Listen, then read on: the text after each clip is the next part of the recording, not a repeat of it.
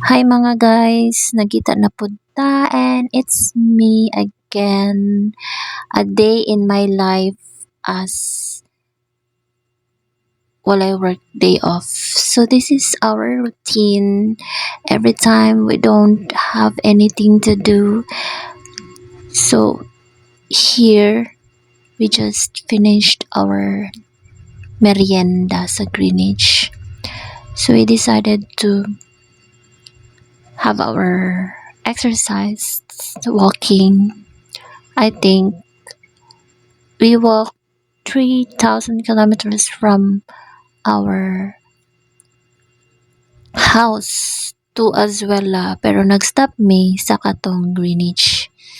So we continue walking after we had our merienda and now we are heading to Azuela Cove. And ayan. What we like about here in our area is Azuela is just nearby. Malakaw lang yun siya. And we're very fine of walking like more than 4,000 kilometers kay marag exercise na jud siya. So wala pa may kapoy ani guys. Murag kahit miski sa kong anak bitin pa po ni siya kay gusto pa mag-biking. But I don't know if na ay vacant kay daghan tao every night time.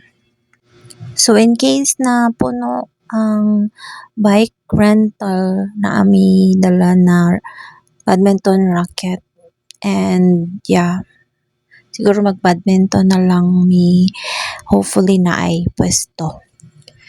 So mo ni siya. This is 6 p.m. in the evening and what I like about here in Azuela is marami is that there's so many people. Another thing that I like here at Azuela Cove is that there's so many people that are productive doing their exercises like walking, jogging.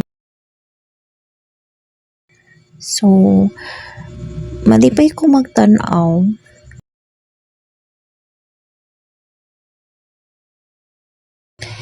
Anyways, so naa na may dere sa bike for rent. And fortunately, walay available so walay choice but we just have to play badminton and we will look for some place. So thankfully we found the place to play. Kay medyo mahal jud ang pickleball no. Like nauso na jud ang pickleball but it's not my thing because it's very expensive honestly. Racket pa lang daan. So kani siya okay lang misi asa magdula. It's just feeling na ko same lang siya. At least may exercise na atong lawas and we're still engaging our body to sports which is very important.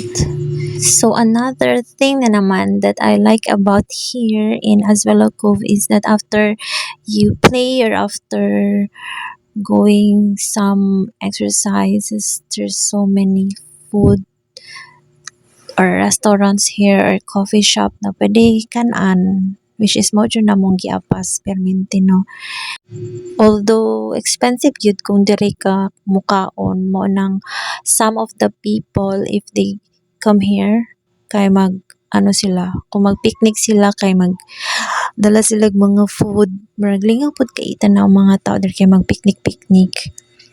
So pero pag dili mi ka afford diri guys baktas na pud mi dito sa Jollibee kay wala may Jollibee diri ug wala poy McDo diri walay mga barato diri na mga pagkaon.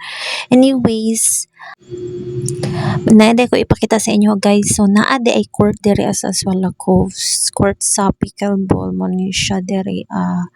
So So kung kinsay gusto magdula og pickleball, naa po diri sa Azuela Cove, okay?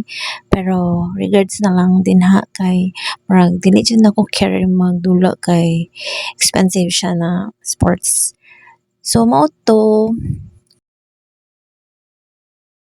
naay bago na open sa Azuela Cove ang Yo Froze. So timing kaayo. So amo na ginapangitaas sa banda ning Yo Froze kay murag dagan-dagan kay mga restaurant diri napay mga bar diri mga fine dining. Tara mo na na siya. Yo Froze, so sa mga gusto mag yogurt din ha naa na pod ang Youth Rose diri sa Azuela Cove. So nice kaayong area nila na ay second floor, and I think Youth Rose is affordable naman. So naa po yung mga ano diri guys, na kanang mga klase-klase na mga food kung gusto ninyo mag drinks lang or ice cream or mag yogurt. So pwede pa magbaro sa ilahang books, na sila books diri og naapod sila mga mind games. Pwede mo magkuha lang din hayag kaulaw. Kay marag nice kayo na yung anino kay sige tag cellphone. So sige mig pamili kung unsa mong basahon, parang ending nag cellphone lang gihapon may wala may nagbasa-basag libro.